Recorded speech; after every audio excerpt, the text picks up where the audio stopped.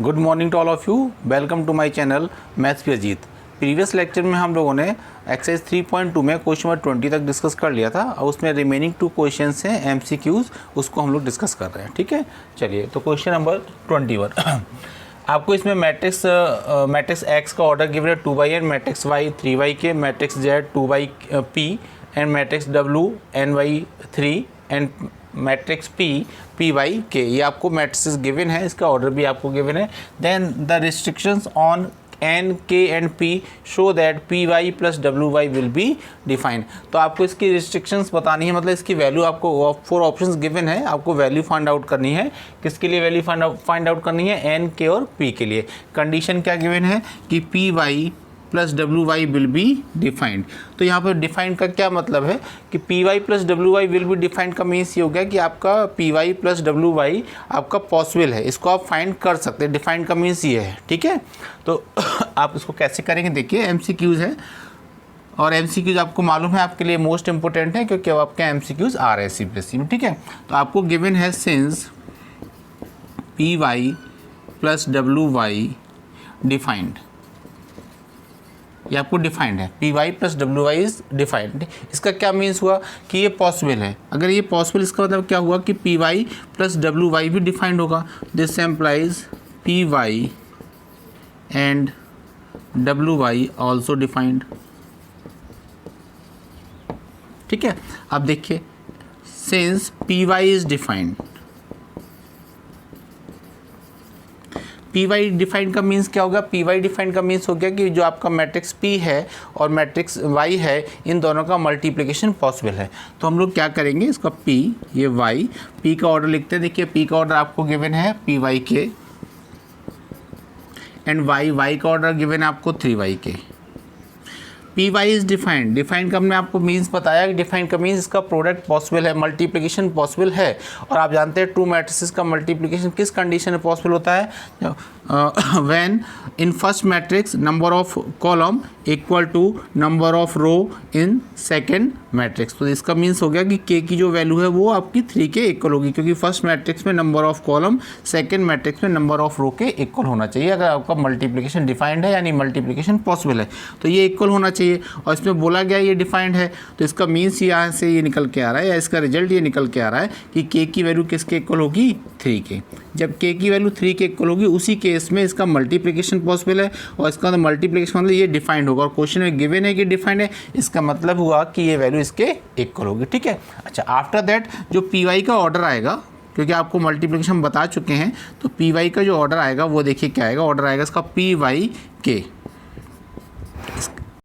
P Y का जो order है आपका पी वाई के आ गया। ये इसका हम लोग आगे भी यूज़ करेंगे, ठीक है। चलिए अब आगे बढ़ते हैं। इसमें आपको क्या डब्ल्यू वाई इज डिफाइंड, क्यों आपने लिखा था P Y and W Y also defined. अब डब्ल्यू वाई से फाइंड करते हैं। तो देखिए डब्ल्यू हो गया, ये वाई हो गया। डब्ल्यू का जो ऑर्डर गिवन है वो NY3 गिवन है आपको, और आपको जो वाई का ऑर्डर गिवन है, वाई का ऑर्डर 3y के गिवन है, ठीक है। तो देखिए इसका ये डिफाइंड, इसका मतलब इसका मल्टीप्लिकेशन पॉसिबल है। तो मल्टीप्लिकेशन होने के लिए फर्स्ट में नंबर ऑफ कॉलम और सॉरी सेकंड में नंबर ऑफ रो इक्वल होना चाहिए। तो देखिए वो इसमें इक्वल है, ठीक है। अब आफ्टर मल्टीप्लिकेशन जो इसका ऑर्डर आएगा वो ऑर्डर आएगा n/k, n/k, ठीक है। आपको वैल्यू किसकी फाइंड करनी है? आपको वैल्यू फाइंड करनी थी या रिस्ट्रिक्शंस फाइंड करनी थी या कंडीशन फाइंड करनी थी एन, के और पी के लिए। तो आपका answer k is equal to 3 आ गया, ठीक है। अब आपको रिलेशन क्या, वैल्यू किसकी फाइंड करनी है? p एंड रिमेनिंग जो आपका n। इसमें आप वैल्यू भी फाइंड कर सकते हैं अगर वैल्यू पॉसिबल होगी, या कोई रिलेशन फाइंड आउट कर सकते हैं। चलिए करते हैं।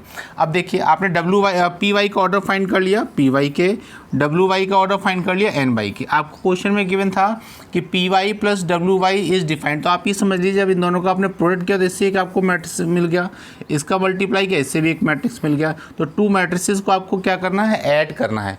और आप जानते हैं 2 मैट्रिसेस को आप ऐड कब कर सकते हैं? जब उनका ऑर्डर सेम हो, हमने आपको प्रीवियस वीडियो में बताया। तो आप ये समझिए कि इसका जो कॉम्बिनेशन था वो एक मैट्रिक्स में फॉर्म हो गया, इसका कॉम्बिनेशन भी एक मैट्रिक्स में आ गया। इसका फर्स्ट वाले का ऑर्डर ये है, सेकेंड का ऑर्डर ये है। अब इन दोनों को आपको ऐड करना, तो ऐड उसी केस में पॉसिबल है जब इसका ऑर्डर सेम हो। इसका मीन्स क्या रिजल्ट निकल के आ रहा है? कि इसका जो ऑर्डर होगा पी वाई का जो ऑर्डर होगा वो डब्ल्यू वाई के ऑर्डर के इक्वल होना चाहिए, क्योंकि दोनों को हमको प्लस करना और उसका जो एडिशन है वो डिफाइंड है। तो इसका मीन्स ये हो गया कि पी के या P Y K is equal to N by K. तो यहाँ से रिजल्ट निकलेगा P is equal to N. तो ये आपकी रिस्ट्रिक्शंस आ गई क्या कि के की वैल्यू 3 होनी चाहिए और p is equal to N होना चाहिए, यानी p की वैल्यू n के इक्वल होनी चाहिए। Please note down. अब लोग बात करते हैं क्वेश्चन नंबर 22 की। क्वेश्चन नंबर 22 है if n is equal to p then the order of the matrix 7x minus 5z is, और आपको 4 ऑप्शंस गिवन है। इसमें आपको आपको यूज़ करना order of x y z जो आपको प्रीवियस क्वेश्चन में गिवन था, वही आपको 21 एंड 22 बोथ के लिए आपको यूज़ करना। ठीक है, चलिए स्टार्टिंग करते हैं। तो आपको इसका ऑर्डर फाइंड करना है। तो ऑर्डर फाइंड करने के लिए देखिए 7x माइनस 5z गिवन है आपको। ठीक है, आप जानते हैं 7 एंड 5 ये आपकी स्केलर क्वांटिटी है और स्केलर क्वांटिटी का किसी मैट्रिक्स से मल्टीप्लाई करेंगे तो उसके ऑर्डर पर उसका कोई भी इफेक्ट नहीं पड़ेगा। ठीक है, तो इसको आप निगलेक्ट कर दीजिए। 7 और 5 को यहाँ कोई भी नंबर लिखा होगा उससे क्वेश्चन के आंसर पर कोई इफेक्ट नहीं पड़ेगा। अब ये देखो मैट्रिक्स x गिवन, इसका x का देखिए ऑर्डर क्या है 2/n, z का है 2/p। और देखिए बोथ मैट्रिसेस को आपको क्या करना है, सब्सट्रैक्ट करना है। तो आपको हमने प्रीवियस वीडियो में बताया था कि 2 मैट्रिसेस को आप ऐड कब कर सकते हैं और सब्सट्रैक्ट कब कर सकते हैं। दोनों की सेम कंडीशन है कि अब उसका सब्सट्रैक्शन और एडिशन उसी कंडीशन आप कर सकते हैं जब उसका ऑर्डर सेम हो। तो आप इसमें अगर ऑर्डर देखेंगे तो इन दोनों इसका ये डिफाइंड है, इन्होंने बोला नहीं लेकिन इसका मतलब है कि इसका फाइंड करने वाला ये डिफाइंड है। इसका मीन्स ये हो गया कि इन दोनों का जो ऑर्डर होगा वो सेम होगा, तभी आप इसको सब्सट्रैक्ट कर सकते हैं। तो ऑर्डर अगर आपका इसका सेम है, इसका मीन्स हो गया कि 2/n is equal to 2/p। आपसे बोला कि इसका ऑर्डर बताइए, जो इसका फाइनल आंसर आएगा। ये तो आपके इंडिविजुअल ऑर्डर है इसके। ठीक है, तो ये कह रहा है जो इसका रिजल्ट आएगा, तो आपको मालूम है अगर आप 2 मैट्रिक्स को सब्सट्रैक्ट करते हैं तो उसका ऑर्डर सेम होना चाहिए, और ऑर्डर सेम होने के बाद अगर उसका जो आंसर आएगा, जो उसका रिजल्टेंट आएगा, उसका रिजल्टेंट भी किस पर डिपेंड करेगा, जो आपको प्रीवियस मैट्रिसेस गिवन है उन्हीं के ऑर्डर पर, यानी उन्हीं के ऑर्डर के इक्वल होगा। इसका मीन्स इसका जो रिजल्टेंट आएगा, इसका रिजल्टेंट मान लीजिए हमने कि ए आ रहा है, ए मैट्रिक्स आ रहा है, तो ए का जो ऑर्डर होगा वो इसके ऑर्डर और इसके ऑर्डर के इक्वल होगा। अब आपको देखने में लग रहा है कि यहाँ ऑर्डर डिफर है, लेकिन यहाँ डिफर नहीं है। आपको कंडीशन गिवन है कि n is equal to p। It means n के प्लेस पर अगर आप यहाँ p पुट करेंगे तो देखिए इसका भी 2/p हो जाएगा, इसका भी 2/p होगा। तो जो रिजल्टेंट आएगा वो भी क्या आएगा 2/p। तो यहाँ पे 2 आंसर पॉसिबल हैं, एक ऑर्डर 2/p भी हो सकता है और दूसरा आंसर क्या हो सकता है, एक ऑर्डर 2/p की वैल्यू देखिए किसके इक्वल, n के।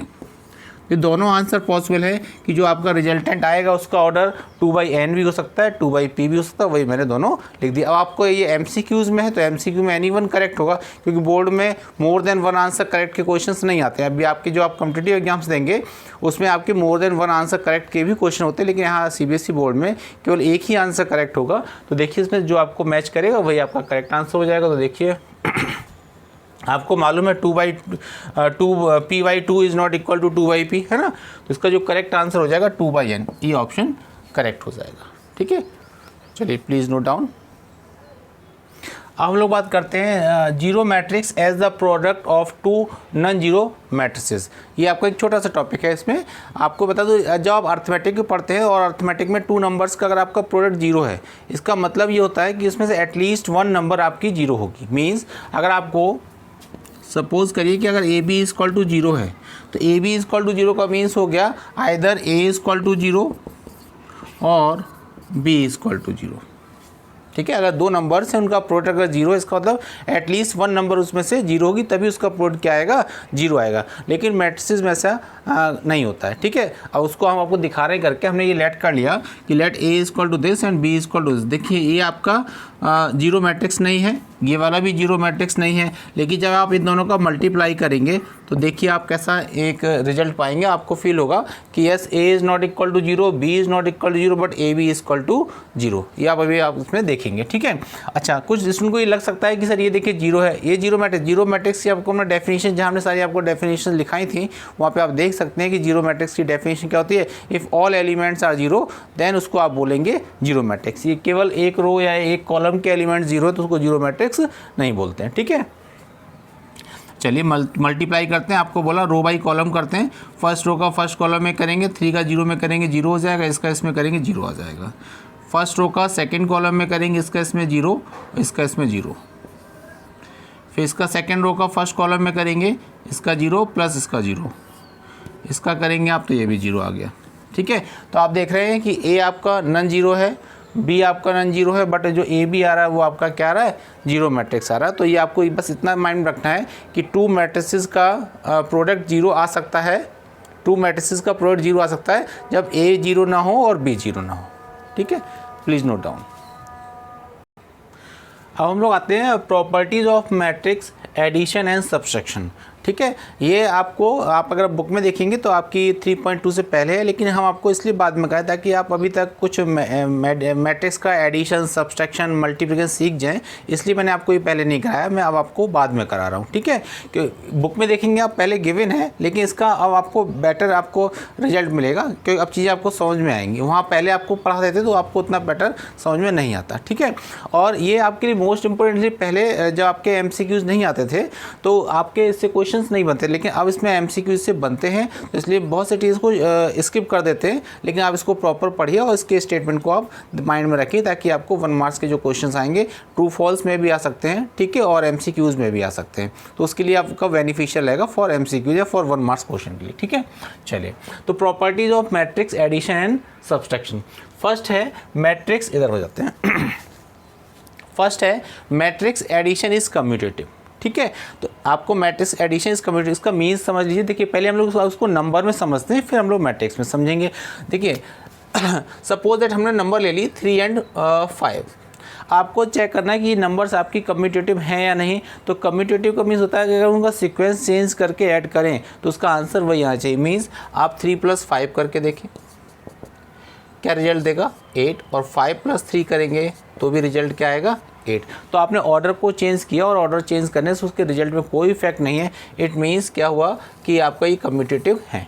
ठीक है, अब यही चीज़ आप अगर मैट्रिक्स में देखेंगे तो हमने लिखा matrix addition is commutative. Means अगर 2 मैट्रिक्सेस आपको गिवन है और उसका आप सीक्वेंस चेंज करें, मीन्स सीक्वेंस चेंज मीन्स पहले आप a + b की वैल्यू फाइंड करें, after that b + a find करें, और दोनों के सेम रिजल्ट आएंगे। It means matrix addition is commutative. आप तो आप अपने आप सेल्फ कर सकते हैं, एनी 2 आप मैट्रिसेस सपोज कर लीजिएगा और a + b फाइंड करिएगा, फिर b + a फाइंड करिएगा, तो उससे दोनों के सेम रिजल्ट आएंगे। तो आपको ये स्टेप याद रखना है कि matrix addition is commutative. Okay, अभी हम लोग ये भी एडिशन की बात कर रहे हैं, फिर हम लोग सब्सट्रैक्शन की बात करेंगे, या साथ साथ भी करते चल सकते हैं। ठीक, चलिए लास्ट में कर देंगे। ठीक है, अब नेक्स्ट है matrix addition, addition is associative. ठीक है, कि मैट्रिक्स का जो एडिशन है वो एसोसिएटिव होता है या नहीं होता। तो अगर नंबर्स में समझें तो हमेशा एसोसिएटिव प्रॉपर्टी के लिए आपको 3 नंबर्स या 3 मैट्रिसेस लेने होते हैं, ये आप ध्यान रखिएगा। ठीक है, तो आपने ले लिया 3, 5, 7। अब मैं एडिशन की बात हो रही तो 3 + 5 + 7, इसको हम लोग 2 टाइप से ऐड कर सकते हैं। कैसे, देखिए कि हम लोगों ने 3 + 5 को ऐड किया तो 3 + 5 कितना हो जाएगा 8, ये आपका 15 आ जाएगा। सेकंड मेथड है आपका 3 + 5 + 7। एक ही मेथड, पहले हम लोग 5 और 7 को ऐड कर लें तो 3 + 7 + 5 कितना हो जाएगा 12, और ये आपका कितना आएगा 15।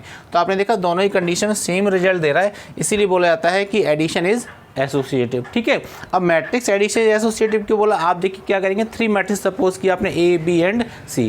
फर्स्ट टाइम क्या करिए आप A और B का सम करिए। ठीक है, उसका जो रिजल्ट आएगा उसमें आप C को प्लस करिए, जो रिजल्ट आएगा उसको नोट डाउन कर लीजिए। आफ्टर दैट इधर आप राइट में देखिए क्या कर रहे हैं, B + C यानी B और C का सम फाइंड कर रहे हैं, और फिर जो रिजल्ट आएगा उसमें आप A को प्लस करेंगे। तो आई होप आपको समझ में आ गया होगा कि इनका जो रिजल्ट आएगा वो सेम आएगा। ठीक है, तो आपका ये हो जाएगा matrix addition is a associative.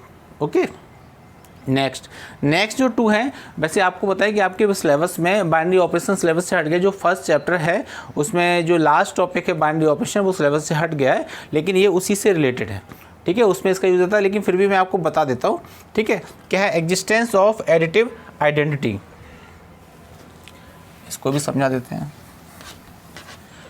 Existence of additive identity, इसका मीन्स क्या हुआ, इसका मीन्स हुआ कि आप कोई एक ऐसा मैट्रिक्स सपोज करिए, या आपको जो आपको मैट्रिक्स गिवन है उसके बाद एक ऐसा मैट्रिक्स सपोज करिए जिसको उसमें ऐड करने पर वही प्रीवियस मैट्रिक्स दे। मीन्स ऐसे समझिए, आप अगर नंबर्स के लिए समझें, आपको नंबर गिवन है 3। ठीक है, अब आप कोई ऐसी नंबर सपोज करिए जिसको इस नंबर में ऐड करने पर उसका रिजल्ट भी 3 ही आए। अगेन रिपीट, आपको एक नंबर गिवन है 3, और आपको एक ऐसी नंबर सपोज करनी है जिसको इसी नंबर में ऐड करने पर उसका रिजल्ट क्या है 3 आना चाहिए। तो आप वो नंबर आप समझ गए होंगे क्या होगी 0, क्योंकि 3 में आप 0 ऐड करेंगे तो रिजल्ट क्या देगा 0। तो यहाँ पर जो एग्जिस्टेंस ऑफ एडिटिव आइडेंटिटीज़ का मीन्स ये होता है कि आप ऐसी नंबर सपोज करिए, अगर नंबर के केस में बात करें, अभी हम मैट्रिक्स की केस में बात करेंगे, नंबर्स के केस में अगर आप बात करेंगे तो एक ऐसी नंबर सपोज करिए जिसको उस नंबर में ऐड करने पर उसके रिजल्ट में कोई इफेक्ट ना पड़े। ठीक है, अब बात करते हैं हम लोग मैट्रिक्स की। तो देखिए यहाँ पे ये जो आपको 0 हो सकता है लग रहा हो, ये 0 नहीं है, ये क्या है, ये 0 मैट्रिक्स है। ठीक है, आपको 0 लग रहा होगा लेकिन ये क्या है 0 मैट्रिक्स, क्योंकि हम बात मैट्रिक्स की हो रही है, यहाँ पे क्या है ये नंबर है। ठीक है, चलिए, तो एग्जिस्टेंस ऑफ एडिटिव आइडेंटिटी का मीन्स हो गया कि आपको एक ऐसा मैट्रिक्स सपोज करना है जिसको किसी मैट्रिक्स में ऐड करने पर उसके रिजल्ट पे इफेक्ट ना पड़े। तो आपको मालूम है 0 मैट्रिक्स में ऑल एलिमेंट्स 0 होते हैं, अगर आप उसको किसी से प्लस करेंगे तो कोई रिजल्ट में इफेक्ट नहीं पड़ेगा। तो देखिए a+0, तो a+0 निकालेंगे तो रिजल्ट क्या देगा a, या फिर आप कर सकते हैं 0+a, तो 0+a भी क्या रिजल्ट देगा a।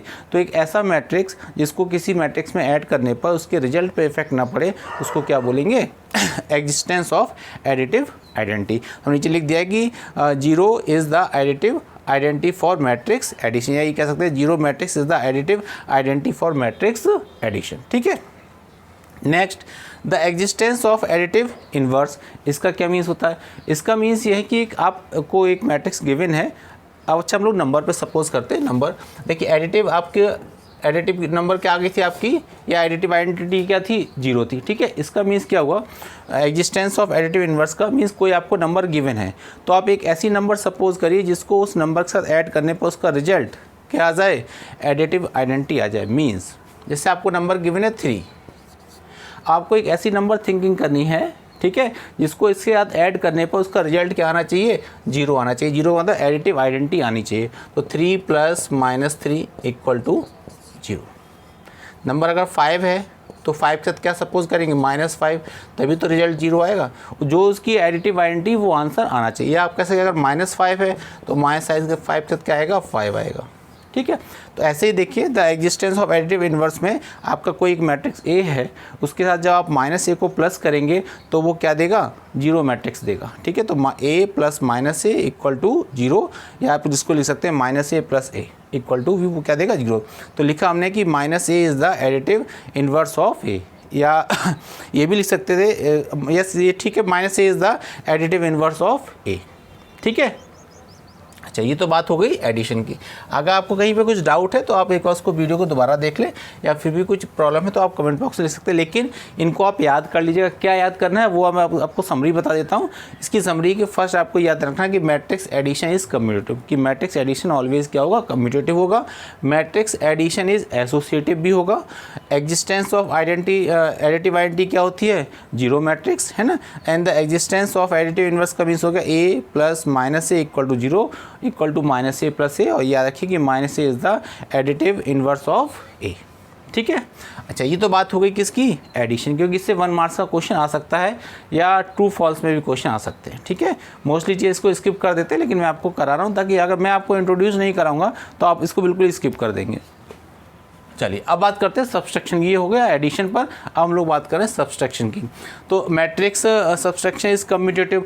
आप थिंकिंग करिए कि क्या मैट्रिक्स का सब्सट्रैक्शन एसोसिएटिव कम्यूटेटिव होगा।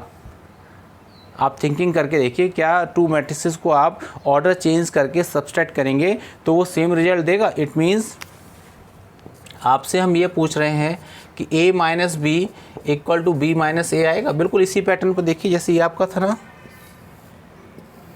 एडिशन में a + b = b + a आना चाहिए था, तो सब्सट्रैक्शन में क्या आना चाहिए, a - b = b - आप थिंकिंग करिए कि आपने 2 मैट्रिसेस ले लिया, उसमें a - b फाइंड किया, a डिफरेंस b फाइंड किया, फिर b डिफरेंस a फाइंड किया, क्या वो सेम आएगा, कभी सेम नहीं आएगा। ठीक है, इसका मतलब कि matrix subtraction is not a commutative. ठीक है, सेकंड पे आते हैं। इसमें था कि आपका मैट्रिक्स एडिशन एसोसिएटिव। आपको देखना है कि मैट्रिक्स का जो सब्सट्रैक्शन है वो आपका एसोसिएटिव होता है या नहीं होता। ठीक है, तो उसमें देखिए क्या आएगा, a difference b difference c।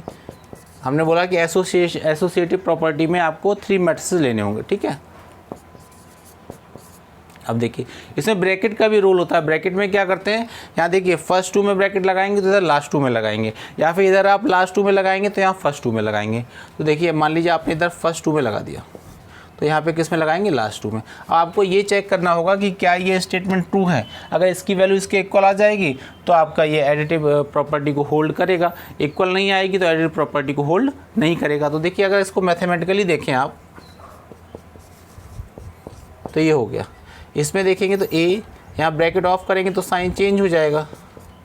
तो देखिए मैथमेटिकली रॉन्ग लगा, ए माइनस बी माइनस सी, ए माइनस बी प्लस सी, तो ये भी एसोसिएटिव प्रॉपर्टी उसमें होल्ड नहीं होती है। ठीक है, next the existence of additive identity.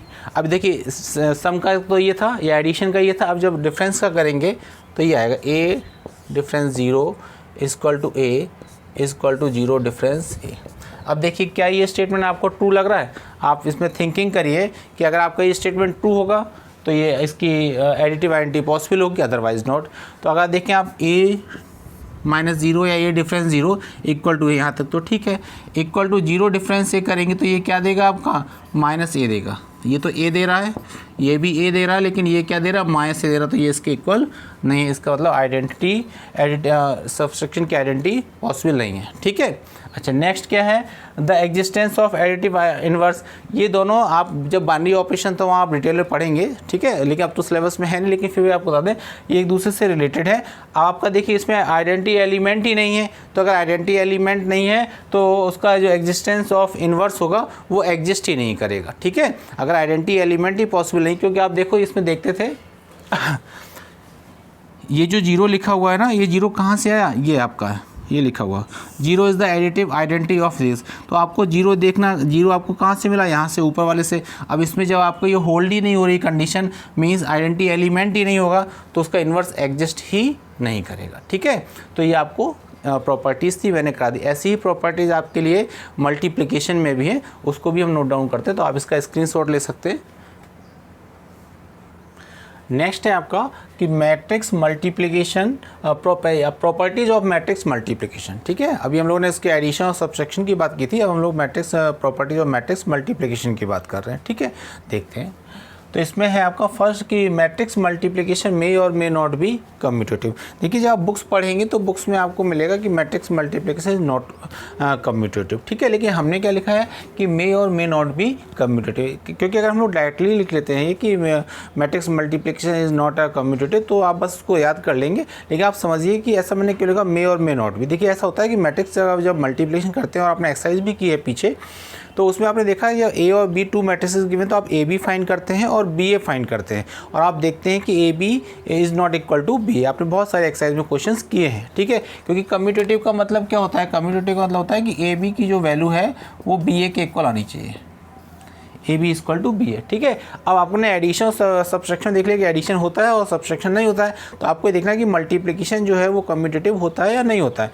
तो आपने जो अगर अपने पास्ट एक्सपीरियंस को देखें जो आपने एक्सरसाइज की है, इसीलिए मैंने इस प्रॉपर्टीज़ को मैं आपको बाद में करा रहा हूँ। वैसे मुझे आप बुक में देखेंगे, मैंने बोला आपसे कि पहले दे रखी है, लेकिन मैं आपको इसलिए बात कर रहा था ताकि आपको चीज़ थोड़ा ज़्यादा अच्छे से समझ में आए। तो मैं आपसे ये बोला था कि आपकी जो मल्टीप्लाई जब आप करते हैं तो ए बी का जो वैल्यू आती है वो बी ए के इक्वल नहीं आती है, लेकिन कुछ कंडीशंस में इक्वल आ भी जाती है। जैसे फॉर एग्जांपल, अब इसलिए मैं यहाँ पे स्पेस छोड़ा है आपके लिए कि मैं आपको समझा पाऊँ। ए आप लोग ले लेते हैं, कोई एक डायगोनल मैट्रिक्स ले लेते हैं 1 0 0 3, और बी आप ले लेते हैं 2 0 4 0 4। ये हम लोगों ने डायगोनल मैट्रिक्स ले ली। ठीक है, अब आप इसमें ज़रा मल्टीप्लाई करके देखें तो जब आप ए बी फाइंड करेंगे, देखिए रो का कॉलम में करेंगे तो 1 का 2 में करेंगे 2 आ जाएगा, इसका इसमें करेंगे 0 आ जाएगा, फिर इसका इसमें करेंगे 0 आएगा, इसका इसमें करेंगे तो आपका 0 आएगा, इसका इसमें करेंगे तो 0 आएगा, इसका इसमें करेंगे 0 आएगा, इसका इसमें करेंगे तो 0 आएगा, और प्लस 4 3 12, यानी आपका मल्टीप्लाई आएगा। इसकी ए बी की जो वैल्यू आएगी 2 0 0 12। ये हम लोगों ने ए बी फाइंड कर लिया। ठीक है, अब हम लोग फाइंड करेंगे बी ए। तो बी ए फाइंड करने के लिए पहले आप बी लिखेंगे, बी है आपका 2 0 0 4, फिर ए लिखेंगे, ए का है 1 0 0 3, मल्टीप्लाई करिए। तो देखिए रो का कॉलम में करेंगे तो 2 + 0, इसका करेंगे तो 0 + 0, इसका करेंगे इसमें तो 0 + 0, इसका करेंगे 0 और प्लस 12। ठीक है, तो आपका आएगा 2 0 0 12। देखिए 20 0 12 2 0 0 12। तो आपने देखा कि इसमें आप अगर डायगोनल मैट्रिक्स लेंगे तो दोनों का जो प्रोडक्ट है ए बी और बी है दोनों इक्वल आ रहे हैं, ठीक है। जबकि आप जो एक्सरसाइज की है आपने एक्सरसाइज में कहीं पे भी देखिए ए बी और बी आपने फाइंड किया तो डिफरेंट किया है, ठीक है। तो इसीलिए आपको ये समझना है कि हमने क्या लिखा हुआ है। हमने लिखा है कि मैट्रिक्स मल्टीप्लिकेशन मे और may not be commutative, means कभी हो भी सकता है और नहीं भी सकता है। लेकिन जब क्वेश्चन में आपके एग्जाम में कोई क्वेश्चन आएगा आपको ट्रू फॉल्स के लिए या एमसीक्यूज में, और आपसे पूछा जाएगा कि मैट्रिक्स मल्टीप्लिकेशन इज कम्यूटेटिव, तो अगर ट्रू फॉल्स में आएगा तो उसका आप आंसर क्या लिख के आएंगे, नो। क्यों? क्योंकि कुछ कंडीशन में तो ये आपका ट्रू आ रहा है, कुछ में फॉल्स। तो कोई भी स्टेटमेंट अगर कुछ कंडीशन में ट्रू है कुछ में फॉल्स है तो ओवरऑल उसको क्या मानते हैं, फॉल्स ही मानते हैं। इसलिए अपने माइंड बिल्कुल फीड कर लीजिए कि matrix multiplication is not a commutative, ठीक है। और हमने आपको ऐसा क्यों लिखा, क्योंकि मैंने करके देखा कि कुछ कंडीशन में तो आप देखते हैं कि आता है और कुछ में ए बी और बी इक्वल नहीं आता है, और इसमें देखिए ए बी और बी इक्वल आ रहा है। तो किस में इक्वल आएगा, जब वो डायगोनल आप मैट्रिसेस लेंगे, ठीक है। तो ये आपको समझाना जरूरी था, इसलिए मैंने आपको बताया।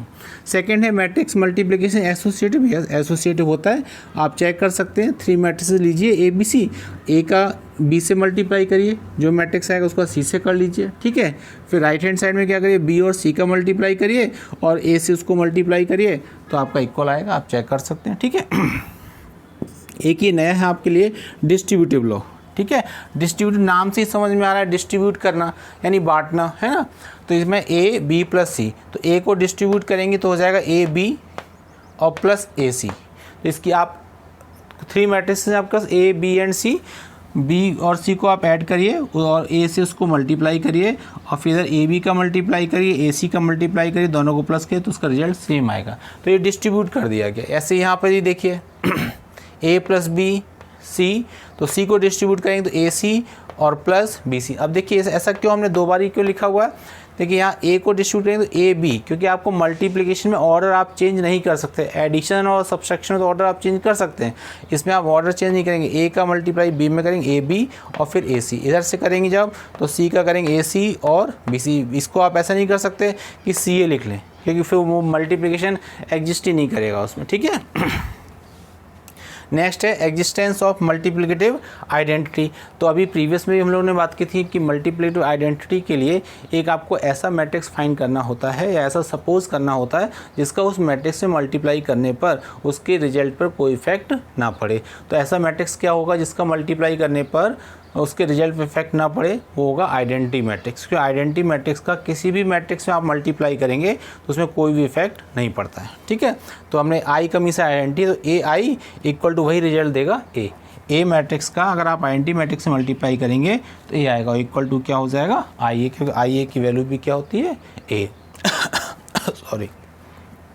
Next, the existence of a multiplicative inverse. जैसा प्रीवियस वाले में था मल्टीप्लिकेटिव इन्वर्स, तो मल्टीप्लिकेटिव इन्वर्स के लिए मैंने आपसे बोला कि कोई मैट्रिक्स है उसका मल्टीप्लिकेटिव इन्वर्स क्या होगा, वो जो आपको मैट्रिक्स गिवन है वो, और उसके बाद आपको एक ऐसा मैट्रिक्स सपोज करना होगा कि दोनों का जो मल्टीप्लिकेशन हो वो आइडेंटिटी एलिमेंट हो। इस क्वेश्चन में आइडेंटिटी एलिमेंट क्या है, आई, ठीक है। तो ए जो आपका मैट्रिक्स है इसमें अगर हम लोग ए इन्वर्स का मल्टीप्लाई करें तो वो रिजल्ट क्या देगा, आई देगा। तो A into A inverse equal to I equal to A inverse A, ठीक है। और ये किसके लिए कंडीशन अप्लाई होती है, ये अप्लाई होती है फॉर नॉन सिंगुलर मैट्रिक्स। अब आपको लगेगा ये नॉन सिंगुलर मैट्रिक्स क्या होता है, ये आपको नेक्स्ट चैप्टर में आपको बताएंगे कि नॉन सिंगुलर मैट्रिक्स क्या होता है, ठीक है।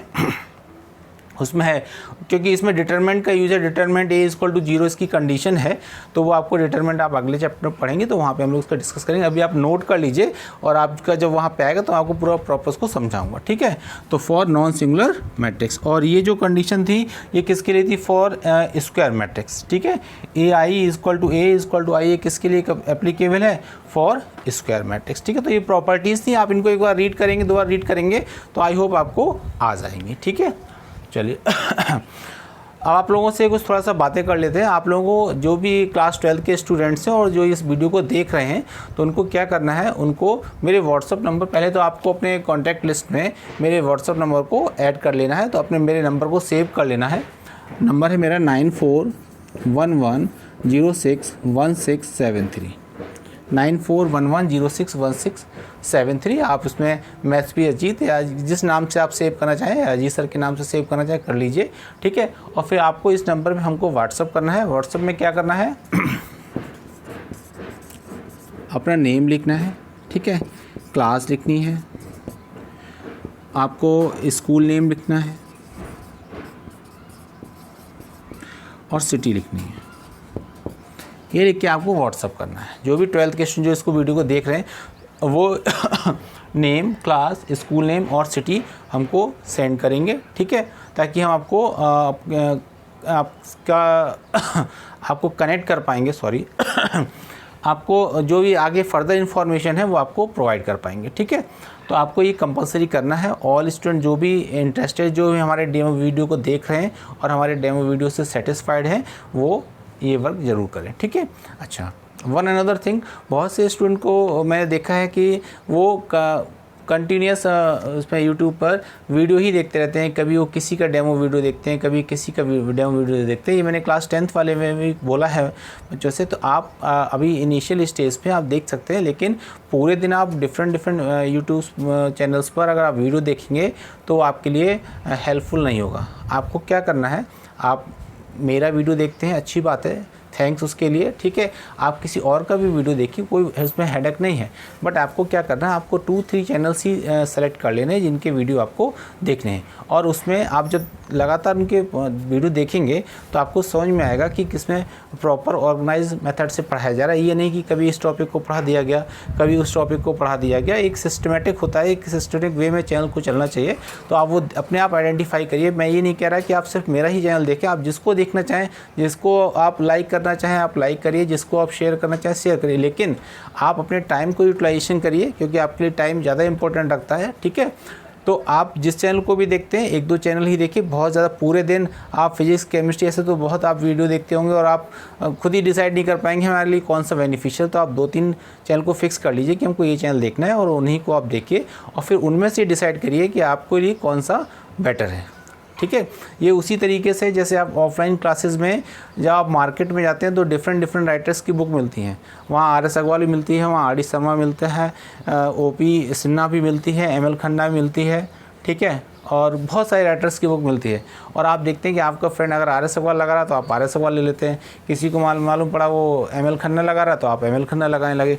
ये ठीक नहीं है। आप किसी भी बुक को पढ़िए, पूरा पढ़िए, मोर देन 1 टाइम्स पढ़िए, ठीक है। मैं ये नहीं कह रहा कि आप 10 टाइम्स पढ़िए, 20 टाइम्स पढ़िए, लेकिन मोर देन 1 टाइम्स पढ़िए, क्योंकि बेटर रिजल्ट तभी मिलेगा जब आप बुक्स को मोर देन 1 टाइम्स पढ़ेंगे। एक बार में 50-60% समझ आ जाता हो सकता है किसी को 100% समझ में भी आ जाता हो, बट आप उसको मोर देन 1 टाइम्स पढ़िए, ये मेरा सजेशन है, ठीक है। तो जैसे आप डिफरेंट में चैनल्स देखते हैं वैसे आप डिफरेंट में बुक्स लाके उनको अपने अलमीरा में सजा लेते हैं और कुछ नहीं करते हैं और बस 1-2 चैप्टर लगाए और फिर उनको ऐसे ही आपने पढ़ा रहने दिया। ये ठीक नहीं है। आप जिस चैनल को देख रहे हैं उसको आप कंटिन्यूस देखें और 1-2 चैनल और देख के आप उसको कंपेयर कर सकते हैं कौन सा आपके लिए बेटर है और उसी को आप कंटिन्यू कर सकते हैं, ठीक है। चलिए आगे बढ़ते हैं। नेक्स्ट है आपका नेक्स्ट टॉपिक है ट्रांसपोज ऑफ अ मैट्रिक्स। बहुत इंटरेस्टिंग टॉपिक है क्योंकि आगे से बहुत सारे क्वेश्चंस पर रिलेटेड होंगे। तो ट्रांसपोज ऑफ अ मैट्रिक्स, ठीक है। चलिए हम लोग इसको डिस्कस करते हैं। ट्रांसपोज ऑफ मैट्रिक्स में क्या होता है कि आपको कोई मैट्रिक्स गिवन है, उसके रो और कॉलम को आप इंटरचेंज करने से जो न्यू आपका मैट्रिक्स फॉर्म होगा उसी को बोलते हैं transpose of a matrix. For example A= आपको गिवन है 1 2 3 4, मान लीजिए ऐसे गिवन है। A=1 2 5 3 4 6 का अगर ऑर्डर देखेंगे तो ऑर्डर क्या हो जाएगा 2/3, ठीक है। अब आपको इसका ट्रांसपोज फाइंड करना, तो इसके ट्रांसपोज को आप AT ऐसे भी रिप्रेजेंट कर सकते हैं, ठीक है, और A' से भी रिप्रेजेंट कर सकते हैं। डिफरेंट राइटर्स ने, किसी ने डैश से रिप्रेजेंट किया है, किसी ने T लगा के उसको ट्रांसपोज से रिप्रेजेंट किया है। दोनों का सेम मीनिंग है। A ट्रांसपोज ऐसे भी कर सकते हैं और A' से भी रिप्रेजेंट कर सकते हैं, ठीक है। अब हमने आपको बोला कि किसी भी मैट्रिक्स का ट्रांसपोज फाइंड करने के लिए रो और कॉलम को इंटरचेंज करते हैं। इसका मीन्स क्या होगा? इसका मीन्स ये है, आपका जो रो है, जो आपकी फर्स्ट रो है R1, उसको आप कहाँ लिख देंगे? कॉलम में। तो फर्स्ट रो को आप कॉलम में लिख देंगे। जो सेकेंड रो है R2, उसको आप सेकेंड कॉलम में लिख देंगे। फर्स्ट रो को आप फर्स्ट कॉलम से इंटरचेंज करेंगे, सेकेंड रो को सेकेंड कॉलम से इंटरचेंज करेंगे। अब अगर आप इसका ऑर्डर देखेंगे तो आपका क्या आएगा? 3/2, ठीक है। तो आई होप आपको ट्रांसपोज निकालना आ गया होगा। ट्रांसपोज के लिए क्या करते हैं? रो और कॉलम को इंटरचेंज करते हैं। इंटरचेंज करने में ये आ गया। और आपने एक और इंटरेस्टिंग इसमें रिजल्ट रिजल्ट देखा होगा कि जो 2/3 था ऑर्डर, ट्रांसपोज होने के बाद क्या हो गया 3/2। यानी उस अगर किसी मैट्रिक्स का ट्रांसपोज फाइंड करते हैं तो उसका ऑर्डर भी इंटरचेंज हो जाएगा। मीन्स 2/3 होगा तो 3/2 हो जाएगा, 2/2 होगा तो वो 2/2 ही रहेगा, क्योंकि चेंज होने स्क्वायर की फॉर्म में है तो वो स्क्वायर ही रहेगा। ठीक है, तो आपको इतना छोटा सा एक टॉपिक है कि, लेकिन इसका यूज़ बहुत है ट्रांसपोज ऑफ मैट्रिक्स का। तो बहुत सिंपल है कि किसी भी मैट्रिक्स का अगर आप ट्रांसपोज फाइंड करते हैं तो आपको रो और कॉलम को इंटरचेंज करना है। ठीक है, चलिए अब नेक्स्ट लाइन डालते हैं, प्रॉपर्टीज़ ऑफ ट्रांसपोज मैट्रिक्स। अब बात करते हैं properties of transpose of the matrix की। ठीक है, तो इसमें देखिए क्या है आपके पास, फर्स्ट प्रॉपर्टी है कि A transpose whole transpose equal to A. मैंने बोला कि ट्रांसपोज को आप डैश से भी रिप्रेजेंट कर सकते हैं और टी से भी रिप्रेजेंट कर सकते हैं। ठीक है, और ट्रांसपोज का मीन्स क्या होता है कि रो और कॉलम को इंटरचेंज करना। ठीक है, तो A transpose whole transpose equal to A means कोई एक आपका मैट्रिक्स है उसका ट्रांसपोज करें, उसको अगेन ट्रांसपोज करें तो फिर वो क्या आ जाएगा ए। फॉर एग्जाम्पल जैसे ये मार्कर है, ठीक है, और ये मान लीजिए कि मैट्रिक्स ए है। ठीक है, और ये आपका कैसा है, कॉलम मैट्रिक्स है। सपोज कर लीजिए कि कॉलम मैट्रिक्स है, ये मैट्रिक्स ए है। अब आपने इसका ट्रांसपोज किया तो हमने बोला कॉलम मैट्रिक्स होगा तो क्या हो जाएगा, रो मैट्रिक्स हो जाएगा। ये हो गया। फिर आपने इसका अगेन ट्रांसपोज किया, अब कॉलम, ये आपका रो मैट्रिक्स, अगेन इसका ट्रांसपोज करेंगे तो क्या हो जाएगा, कॉलम मैट्रिक्स हो जाएगा। अगेन रिपीट, सपोज दैट ये आपका ये मैट्रिक्स है और ये आपका कॉलम मैट्रिक्स है। ठीक है, आप जानते हैं डेफिनेशन से, तो अगर आप इसका ट्रांसपोज फाइंड करेंगे तो क्या हो जाएगा, रो मैट्रिक्स हो जाएगा। फिर आप इसका फिर अगेन ट्रांसपोज फाइंड करेंगे तो फिर से ही कॉलम मैट्रिक्स हो जाएगा। तो वही आपको हमने बताया कि A transpose whole transpose equal to A. Next क्या है, के ए ट्रांसपोज इक्वल टू के ए ट्रांसपोज। मीन्स के यहाँ पे कोई एक स्केलर क्वांटिटी है तो के ए ट्रांसपोज इक्वल टू के ए ट्रांसपोज। ठीक है, नेक्स्ट ए प्लस बी होल ट्रांसपोज। इसका बहुत जगह यूज़ भी होगा तो इसका ध्यान रखिएगा कि ए यूज़ तो सभी का होना है। ठीक है, यूज़ तो सभी का होगा और सभी आपको ध्यान रखनी है। और कैसे इनको यूज़ करेंगे ये हम लोग जब ये एक्सरसाइज लगाएंगे, इसकी नेक्स्ट वाली एक्सरसाइज, तो उसमें आप प्रॉपर समझ पाएंगे इन प्रॉपर्टीज़ का किस टाइप से यूज़ करते हैं। ठीक है, अभी तो सिर्फ आपको इंट्रोड्यूस कर रहे हैं। तो A plus B whole transpose equal to A transpose plus B transpose. ठीक है, और फोर्थ है ए बी होल ट्रांसपोज। ये भी मोस्ट इंपोर्टेंट प्रॉपर्टी है, A B whole transpose equal to B transpose A transpose. यहाँ पे एक और प्रॉपर्टी आप लिख लीजिए, एनसीईआरटी में नहीं है। अगर सपोज दैट 3 है, A B C whole transpose, तो ये जाएगा C transpose B transpose and A transpose. इसको रिवर्स लॉ भी बोलते हैं। ठीक है, कुछ राइटर्स ने इसको रिवर्स लॉ भी लिख रखा है। चाहे जितने हो, अगर वो मल्टीप्लिकेशन में है उसका ट्रांसपोज करेंगे तो वो रिवर्स हो जाएगा। इसमें ए बी था, रिवर्स हो गया तो बी ट्रांसपोज ए ट्रांसपोज, और यहाँ ए बी सी है, इसका रिवर्स करेंगे तो पहले सी ट्रांसपोज फिर बी ट्रांसपोज फिर ए ट्रांसपोज। ठीक है, तो आई होप आपको ये समझ में आया होगा। ठीक है, और अब हम लोग नेक्स्ट वीडियो मिलते हैं और नेक्स्ट वीडियो में इन्हीं प्रॉपर्टी पे बेस्ड क्वेश्चन हम लोग सॉल्व करेंगे। और जो मैंने पीछे आपको बोला है अपनी इन्फॉर्मेशन सेंड करने के लिए, उसको सेंड कर दिए, क्योंकि अब कुछ ही डेमो वीडियो बचे हैं। ठीक है, तो डेमो वीडियो के बाद फिर आपको वीडियोज़ नहीं मिलेंगी, तो फिर आपको कनेक्ट करने के लिए उसकी इम्पोर्टेंस होगी। ठीक है, thank you, have a nice day.